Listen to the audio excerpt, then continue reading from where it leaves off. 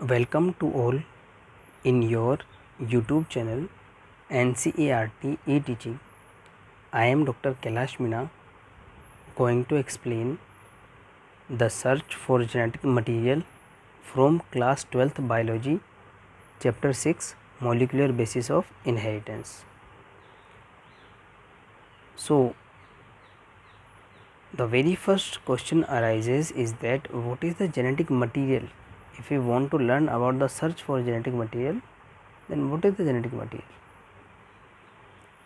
See, genetic material is the material which passes from one generation to the next for carrying genes or factors. So, here are some approaches to study these topics from chapter 6 molecular basis of inheritance. Some people believe that we first learn about the properties of genetic material, then we must learn about the search for genetic material, and after these experiments which we are going to study next, after these experiments we must learn about the structure of the genetic material. And some books or some people believe that we all know nowadays that DNA is a genetic material. So while learning about the historical aspect of the topic, we must understand that we are going to learn about the DNA. So why not first start with the structure of DNA, then search for genetic material, and then the properties of genetic material or packaging of genetic material. So no matter what topic we want to study first, I am sticking to NCERT textbook class 12th biology. So by following that path, I am here with my second video of the same chapter number 6 molecular basis of inheritance. So in my previous video I have discussed the structure of DNA molecule, and because of that we all know that the genetic material is DNA molecule. Now I am discussing the search for genetic material, then I will take the packaging of DNA molecule, then finally I will take the what is the genetic material, what do we mean by the genetic material. So let's do not bother about the genetic material. What is our goal after watching this video? Our goal is to examine how historical researchers demonstrated that DNA is a genetic material. This is our goal by viewing this video, the historical aspect. Now let's begin our video. So there will be 3 experiments in the search for genetic materials included in our class 12th NCERT biology book, and these 3 experiments are very important in the board question paper of CBSE class 12 biology also. So we will take one experiment for one video for discussing the details of that experiment, because every year I am seeing the questions asking in CBSE board examination from these experiments. So these are very important experiments. So here I mentioned the previous knowledge before beginning those experiments. So the question number 1 which we must ask from ourselves before studying the search for genetic material is that what are the components of a nucleotide and the structure of DNA in a molecule. And this question I have taken in my previous video where I discussed the structure of DNA, and by discussing the structure of a nucleotide, it means, let me brief. A nucleotide is composed of pentose sugar, nitrogenous base and phosphate moiety, and chain of nucleotides is called nucleic acid, and DNA is also a type of nucleic acid composed of deoxyribonucleotides. Question number 2, what is the relationship between an allele and a gene? So I have taken these questions in my chapter number 5 videos where I discussed that genes are segment of DNAs and alleles are different forms of genes for one character. Question number 3, what are the relationship between genotype and phenotype? So this question I also have taken in my chapter number 5 video, that genotype is a genetic components or genetic composition of any organism, and phenotype is the physical manifestation of that genotype. So you can check out those videos also for answering these questions. Let me begin the chapter. So the search for the genetic material. Here I have taken 4 statements as it is from NCERT. Let me read them first. Even though the discovery of nuclein by Michel and the proposition of principles of inheritance by Mendel were almost at the same time, but that the DNA acts as genetic material took long to be discovered and proven. So here Mischer was a scientist who discovered nuclein. It means material within the nucleus, and we knew that nuclein is made up of DNA, RNA and protein, and because of this discovery we were aware that the genetic material has something to do with the nucleus. And by 1926 the quest to determine the mechanism for genetic inheritance has reached the molecular level. It means that by 1926 we were able to analyze molecular analysis. Now, previous discoveries by Gregor Mendel, Walter Sutton and T.H. Morgan and numerous other scientists had narrowed the search to the chromosomes located in the nucleus of most of the cells. What does this mean? This simply means that what we have learned from chapter number 5, Mendel's laws or Mendel's rules of inheritance, Walter Sutton and Theodore Boveri's chromosomal theory of inheritance, and Thomas Hunt Morgan's experiments connected to Drosophila and linkage and recombination, we learned that chromosomes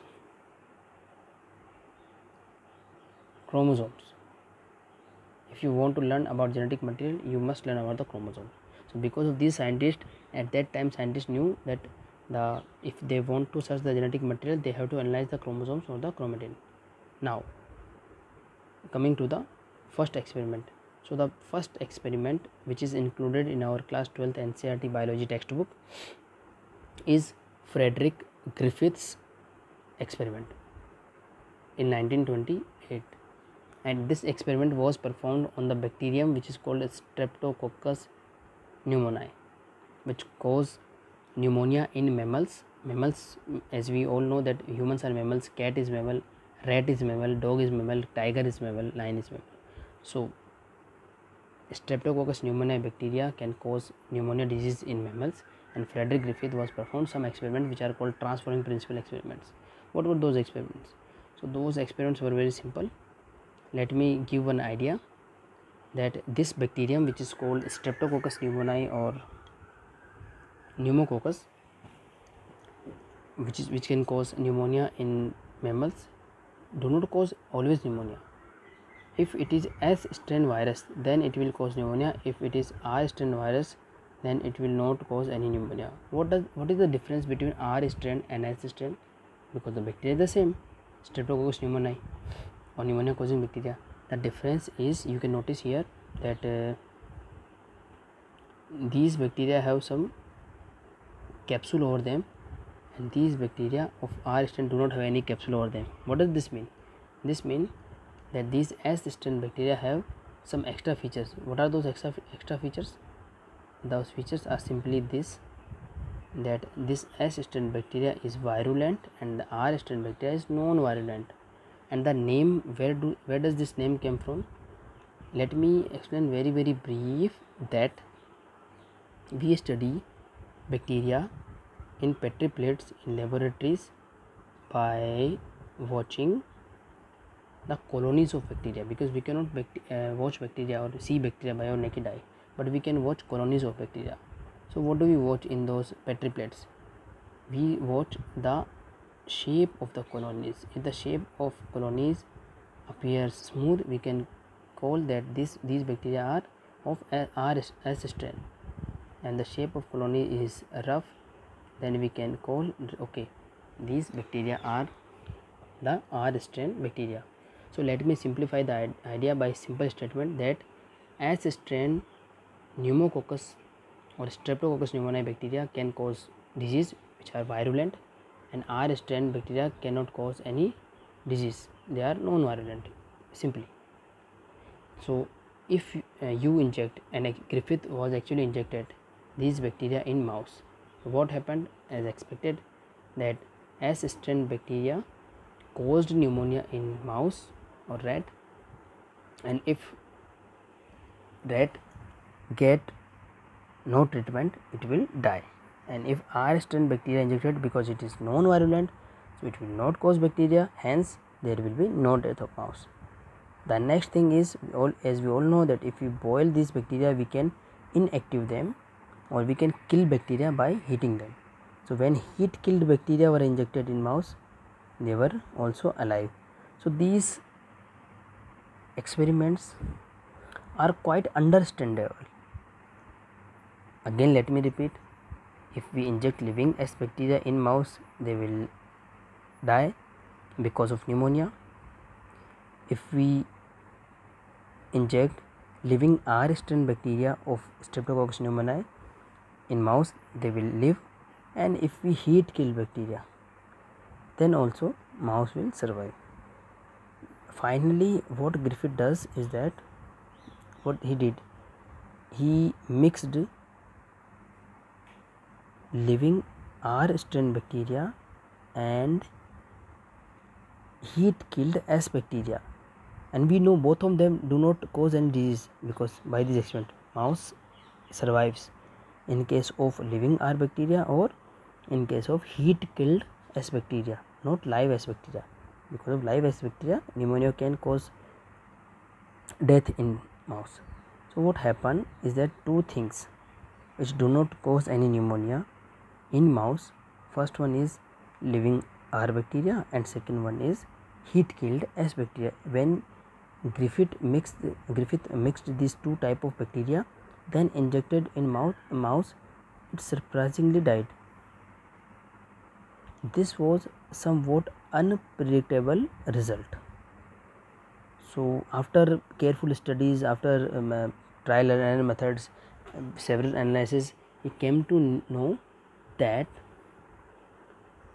in the this fourth step in this experiment, what happened is that something from heat killed S bacteria transferred to living R bacteria and transformed them into living S bacteria, and as we all know that living S bacteria can cause pneumonia and hence can cause death. So this was very interesting finding, that something